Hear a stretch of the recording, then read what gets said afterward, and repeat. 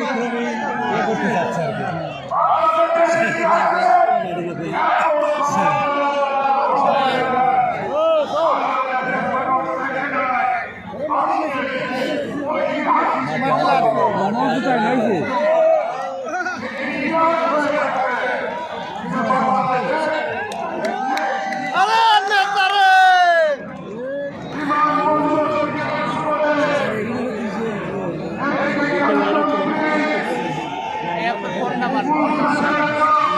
দেখতে পাবেন না আমরা সরাসরি দেখছি